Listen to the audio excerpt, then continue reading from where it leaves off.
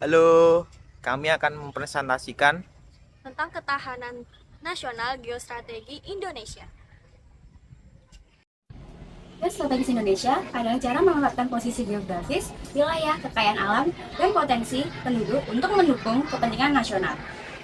Ketahanan nasional merupakan kondisi kemampuan bangsa dalam menjaga keutuhan, keamanan, dan keberlangsungan negara dengan menghadapi berbagai ancaman, tantangan, hambatan, dan gangguan baik dari dalam maupun luar negeri. Di sini saya akan menjelaskan mengenai urgensi ATHG dan tantangan era digital. Kita melihat bahwa urgensi ATHG atau ancaman, tantangan, hambatan, dan gangguan terutama di era digital ini. Yang pertama yaitu globalisasi membuat persaingan semakin ketat, baik di bidang ekonomi, politik, sosial, maupun teknologi. Kondisi ini menuntut kualitas sumber daya manusia di Indonesia untuk terus meningkat, apalagi kita sedang berada pada bonus demografi. Kemudian, perkembangan AI dan digitalisasi membawa risiko baru, seperti alih tenaga kerja manusia ke teknologi dan meningkatnya potensi kebocoran data. Karena itu, keamanan informasi atau cyber harus diperkuat. Selain itu, ancaman seperti proxy war dan intervensi pihak luar juga perlu diwaspadai. Dalam menghadapi berbagai bentuk radikalisme dan terorisme, Pancasila tetap menjadi pedoman utama dalam menjaga pertahanan, persatuan, dan stabilitas nasional Indonesia.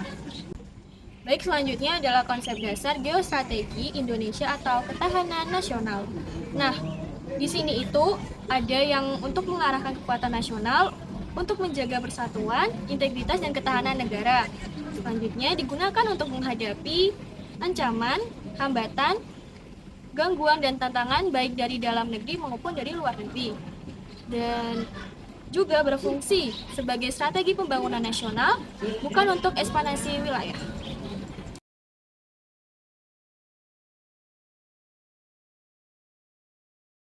Baik, di sini saya akan menjelaskan tentang keberhasilan ketahanan nasional. Keberhasilan ketahanan nasional terlihat dari kondisi bangsa yang aman, bersatu, dan sejahtera.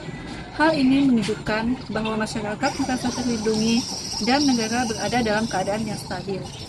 Kemudian, keberhasilan juga dipengaruhi oleh sikap masyarakat, seperti semangat juang, taat hukum, dan kepedulian sosial. Ketika masyarakat memiliki karakter ini, kekuatan bangsa dalam menghadapi berbagai tantangan akan semakin kuat.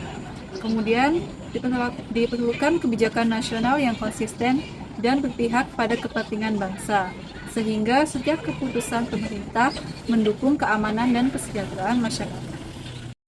studi kasus yang kami ambil adalah sengketa laut Pulau Sipadan dan Likitan. Yang pertama, apa yang terjadi? Yang terjadi adalah perselisihan mengenai siapa pemilik kedaulatan atas Pulau Sipadan dan Likitan antara Indonesia dan Malaysia. Yang kedua, siapa yang terlibat? Yaitu Indonesia dan Malaysia. Yang ketiga, kapan sengketa ini munculnya pada tahun 1900 dan mulai dibawa ke Mahkamah Internasional pada 2002. Terus di mana lokasi pulau tersebut? Letaknya berada di Laut Sulawesi yang merupakan wilayah antara perbatasan Malaysia dan Indonesia.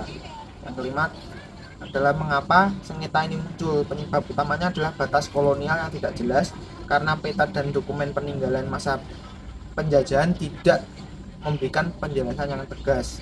Malaysia dianggap lebih aktif mengelola pulau tersebut.